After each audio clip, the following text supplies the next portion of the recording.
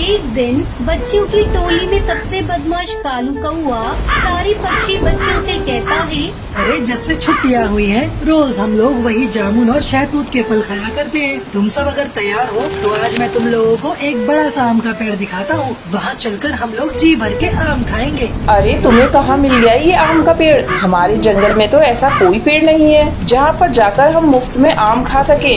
अरे तुम लोग चलो तो सही, वो पेड़ थोड़ा दूर जाकर है, लेकिन उस पर बहुत स्वादिष्ट और बड़े बड़े आम लगे हुए हैं।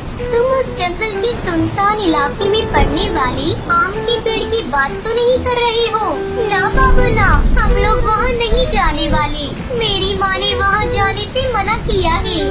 अरे तुम तो हो ही डरपोक। अपने साथ साथ हमें क्यों डरा रही हो टुनटुनी चिड़िया? अरे तुम्हें नहीं चलना तो मत चलो, तुम यहाँ रहो और ये जामुन खाओ। हम तो उस पेड़ पर आम खाने जा रहे हैं। सारे पक्षी कालू की बात से सहमत हो जाते हैं और सुनसान स्थान पर लगे हुए उस आम के पेड़ पर आम खाने चले जाते हैं। अरे वाह कालू, तुम तो सच कहते थे। इस पेड़ पर तो बहुत सारे आम लगे हैं। अब हम लोग रोज यहाँ पर आम खाने आया करेंगे। पक्षियों की बात सुनकर उस पेड़ पर रहने वाले जादूगर की नींद टूट जाती है। अरे वाह, पक्षियों के बच्चों की आवाज। मेरे आम के पेड़ पर फल खाने की कीमत अब इन बच्चों को अपनी जान देकर चुकानी पड़ेगी। आज तो इन बच्चों को खाकर मैं अपनी बरसों की भूख मिटा लूंगा। अब इन बच्चों में से मैं किसी को भी नहीं छोड़ूंगा। दुष्ट जादूगर पक्षियों के बच्चों पर हमला करने ही वाला होता है कि तभी हरिया काका वहाँ से गुजरते हैं। अरे बच्चों, तुम लोग इस पेड़ पर बैठकर क्या कर रहे हो? क्या तुम्हारे माता पिता ने तुम्हें नहीं बताया इस पेड़ से आम खाना मना है? चलो जाओ यहाँ से। हरिया काका को वहाँ देखकर सारे पक्षी बच्चे डर जाते हैं और तुरंत वहाँ से उड़ जाते हैं। ये कैसे हो सकता है? मेरे इतने करीब आकर मेरा शिकार मेरे हाथों से निकल गया। इन बच्चों की महक मेरी भूख को और भी बढ़ा रही है। अब मैं इन बच्चों को खाए बिना नहीं रह सकता। कोई उपाय तो ढूंढना ही होगा। इसके बाद दुष्ट जादूगर बच्चों को शिकार करने के लिए एक उपाय सोचता है। अगले दिन जादूगर एक साधारण कौवे का भेष बदलकर जंगल में आम बेचने आता है। आम ले लो आम, ताजे ताजे आम, मीठे रसीले आम। मेरे आम इतने ताजे और रस भरे हैं कि जो इन्हें एक बार खाता है वो दोबारा खाए बिना रह नहीं पाता। आम बेचने वाले कौवे की आवाज सुनकर सबसे पहले बंटी कबूतर बाहर निकलता है। अरे आम बेचने वाले, तुम्हारे आम तो वाकई बहुत बड़े और रसीले लग रहे हैं। ऐसा लगता है जैसे तुम उसी पेड़ से तोड़कर ये पीले आम लाए हो। बंटी कबूतर उस जादूगर की बातों में आ जाता है और जैसे ही वो उस आम को खाता है वो जादूगर के वश में आ जाता है। एक शिकार का इंतजाम तो हो गया, बाकी के शिकार को और ढूंढना है। मैं किसी को भी नहीं छोड़ूंगा। तुम सबको चुन चुन के अपने आम के पेड़ पर ले जाऊंगा। इसके बाद बंटी कबूतर सम्मोहित होकर खुद ही उस आम के पेड़ के पास जाने लगता है। थोड़ी दूर जाने पर इससे पहले कि कोई और पक्षी मुझे देखे, जल्दी जल्दी उन बच्चों को ये आम खिला देता हूँ और पकड़कर अपने पेड़ पर ले जाता हूँ। तभी जादूगर को टुनटुनी चिड़िया अपने घर के बाहर खेलती हुई दिखाई पड़ती है। अरे आओ आओ छोटी चिड़िया, तुम्हें भी आम बहुत पसंद है ना? लो मेरे आम खाकर देखो। नहीं नहीं, मेरे पास आम खरीदने के लिए पैसे नहीं है। मुझे तुम्हारे आम नहीं चाहिए। तुम्हारे जैसे छोटे छोटे बच्चों को मैं मुफ्त में आम देता हूँ। मैं तुमसे पैसे नहीं लूंगा। आओ मेरे पास, आम देखो कैसा है। नहीं, मैंने कहा ना, मुझे आम नहीं चाहिए। मेरी माँ ने अजनबी पक्षियों से कुछ भी लेने को मना किया है। बड़ी जिद्दी है ये चिड़िया, लगता है ऐसे नहीं मानेगी। इतना कहकर वो अपने जादूगर रूप में आ जाता है। मैंने कहा ना, जल्दी से आम खा ले। खा जल्दी से, जल्दी खा। जादूगर जबरदस्ती टुनटुनी चिड़िया के मुंह में आम का टुकड़ा डाल देता है, जिसके बाद वो भी सम्मोहित होकर वहाँ से आम के पेड़ की ओर उड़ जाती है। इसी तरह वो दुष्ट जादूगर बारी बारी से जंगल के सभी पक्षियों को वश में करके अपने आम के पेड़ पर ले जाता है। कुछ देर बाद जंगल में अपने बच्चों को गायब पाकर सारे पक्षी रोने लगते हैं।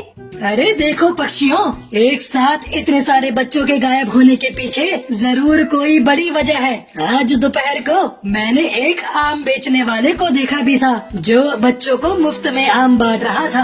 अब मुझे लगता है उस आम बेचने वाले जादूगर के आने के बाद से ही बच्चे गायब हुए हैं। हे भगवान, कहीं वही आम के पेड़ पर रहने वाला दुष्ट जादूगर ही तो हम सभी के बच्चे को नहीं ले गया। इसके बाद सभी पक्षी उस आम के पेड़ के पास पहुंचते हैं, जहां पर आम की जगह उनके बच्चे पेड़ पर लटके हुए दिखाई पड़ते हैं। सभी पक्षी अपने बच्चों के ऐसी हालत में देखकर रोने लगते हैं। अगर अपनी जान प्यारी है तो सब के सब चले जाओ, वरना तुम्हारे बच्चों के साथ साथ आज तुम लोग भी मारे जाओगे। देख, इन मासूम बच्चों को जाने दे और इस जंगल को छोड़कर चला जा, नहीं तो आज मैं तुझे नहीं छोड़ने वाला। अगर तू मुझे कैद करेगा तो तू भी मारा जाएगा। चला जा यहाँ से, ये बच्चे मेरे शिकार हैं। जादूगर की बात सुनकर हरिया काका एक लाल रंग का धागा पेड़ पर बांध देते हैं। इससे जादूगर चीखने लगता है। अरे अंकल, इन जादूगर अंकल को मत मारिए, ये तो बहुत अच्छे अंकल हैं। इन्होंने हमें मीठे मीठे आम भी खिलाए।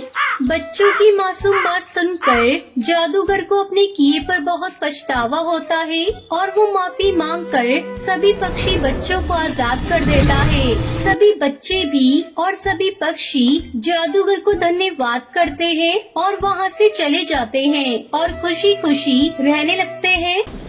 ये कहानी सुंदरवन नाम के जंगल की है, जहाँ पर एक टूनी नाम की चिड़िया अपने पति टुन्नू चिड़ा के साथ रहा करती थी। उनकी एक बहुत प्यारी सी बेटी थी, उसका नाम टुनटुनी चिड़िया था। एक दिन टूनी चिड़िया की सौतेली बहन सुंदरी कौवी टूनी से मिलने के लिए आती है। कैसी हो टूनी दीदी, कितने साल बाद तुमको देखा है। तुम तो जैसे मुझे भूल ही गई हो। अरे नहीं नहीं, तुझे कैसे भूल सकती हूँ। बेशक तू सौतेली बहन है, लेकिन मैंने तुझे हमेशा अपनी सगी बहन से भी ज्यादा प्यार किया है।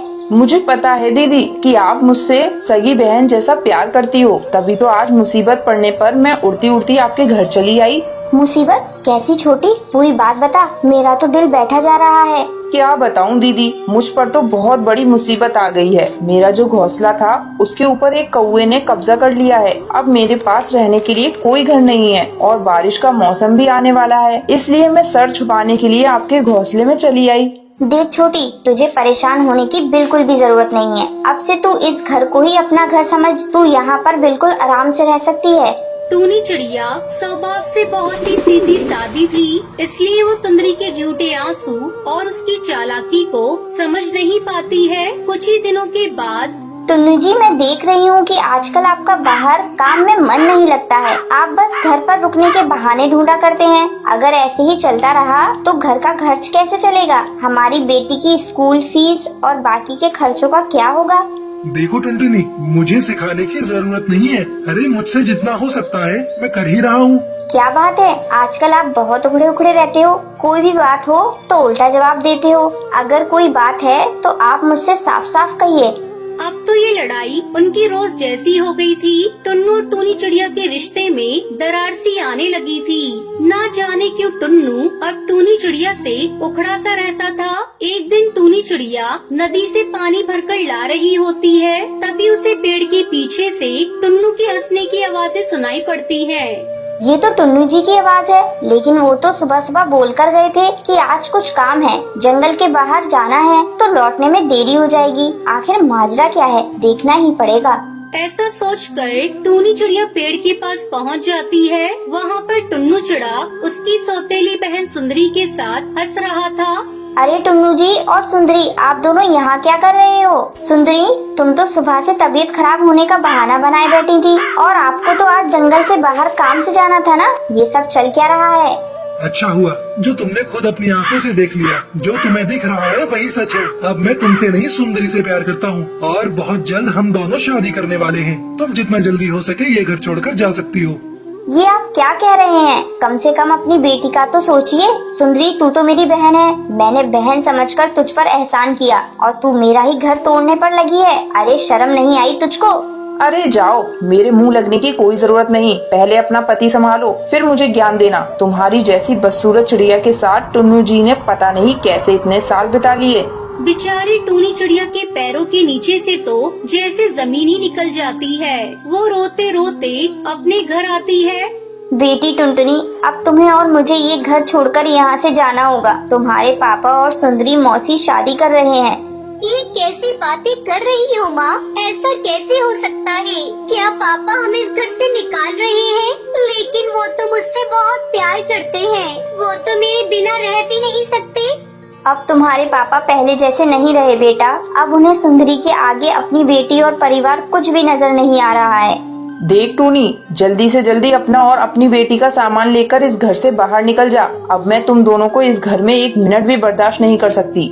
सुंदरी की बात सुनकर टूनी चिड़िया अपनी बेटी टुनटुनी को वहाँ से लेकर निकल जाती है। रास्ते में माँ, मुझे ऐसा लगता है कि हमें घोंसला छोड़कर नहीं आना चाहिए था। मेरे पास एक योजना है। फिर टुनटुनी चिड़िया अपनी माँ को पूरी योजना समझाती है और वापस अपने पिता के पास लौट जाती है और टुन्नू चिड़ा से कहती है, यहाँ से जाते हुए रास्ते में एक दुर्घटना में माँ की मौत हो गई। अब मैं कहाँ जाऊँगी पापा? मुझे अपने पास ही रख लीजिए। अरे ये टुनटुनी कहाँ से आ टपकी? अब मैं कैसे इस टुन्नू से ये घर अपने नाम करवाऊंगी? टुन्नू को अपनी बेटी पर तरस आ जाता है और वो उसे अपने पास रख लेता है। अगर मैं इसकी बेटी के साथ अच्छा व्यवहार करूं, तो हो सकता है ये मेरे झांसे में आ जाए और ये मकान जल्दी ही मेरे नाम कर दे। हाँ बेटा, तू तो मेरी बेटी जैसी है, तू आराम से यहाँ रह सकती है। जल्दी मैं तेरा एक बड़े से स्कूल में दाखिला करा दूंगी। मैं तेरी उस कंजूस माँ की तरह नहीं हूँ। 2-4 दिन के बाद ही सुंदरी कुछ कागज लाकर टुन्नू चिड़ा को दिखाती है। सुनिए, मैं टुनटुनी का दाखिला शहर के बड़े स्कूल में करा रही हूँ। आप बस इन कागजों पर दस्तखत कर दीजिए, बाकी मैं देख लूंगी। टुन्नू चिड़ा झटपट कागजों पर दस्तखत कर देता है। अगले दिन सवेरे ही सुंदरी सारा सामान समेटकर भाग रही होती है। तभी सामने से टूनी चिड़िया और टुनटुनी चिड़िया उसे पकड़ लेती है। जल्दी बाहर आ जाइए टुन्नू जी। ये देखिए सुंदरी आपका घर छोड़कर भाग रही है और ये बैग में क्या छुपा रही है, दिखाओ। शोर सुनकर हैरान होकर टुन्नू चिड़ा बाहर निकल आता है। ये देखो, इसने धोखे से हमारा ये घर अपने नाम करवा लिया है और अब ये आपका मकान और घर का सारा सामान समेटकर यहाँ से भाग रही है। ये क्या कर रही हो सुंदरी? अरे मैंने तो तुम्हें क्या समझा और तुम क्या निकली? और टूनी, तुम जिंदा हो? अरे मुझे लगा था कि तुम मर गई हो। इस धोखेबाज सुंदरी के चक्कर में मैंने तुम्हारा कितना अपमान किया। हो सके तो मुझे माफ कर दो। मैं जानती थी ये सारा जाल इस धोखेबाज सुंदरी का ही फैलाया हुआ है, इसलिए मैंने और टुनटुनी ने मिलकर ही ये सब योजना बनाई थी ताकि हम इसे रंगे हाथ पकड़ सकें। फिर टूनी चिड़िया अपने पति टुन्नू चिड़ा को माफ कर देती है और वो सब साथ में खुशी खुशी रहने लगते हैं।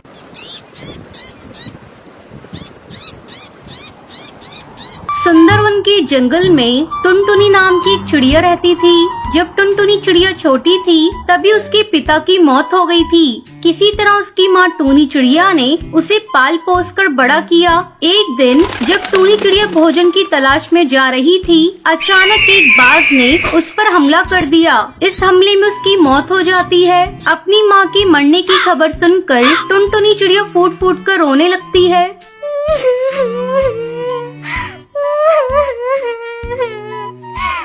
माँ, तुम मुझे छोड़कर क्यों चली गई? पापा तो पहले से ही छोड़कर चले गए थे। आज तुम भी मुझे छोड़कर चली गई। मैं किसके सहारे अब जीऊंगी?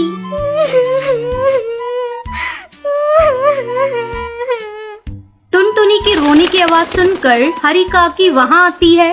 अरे क्या हुआ टुनटुनी चिड़िया, तू क्यों रो रही है? क्या बताऊं काकी, एक बाज ने मेरी मम्मी को मार दिया। तू रो मत टुनटुनी चिड़िया, मुझसे जो बन पड़ेगा मैं तेरी मदद करूँगी। तभी बबली कबूतरी वहाँ आ जाती है। अरे टुनटुनी चिड़िया, ये सब कैसे हो गया बेटा? तेरी माँ दिल की बहुत अच्छी थी, भगवान उसकी आत्मा को शांति दे। तू चिंता मत करना, हम सब पक्षी तुम्हारे साथ हैं।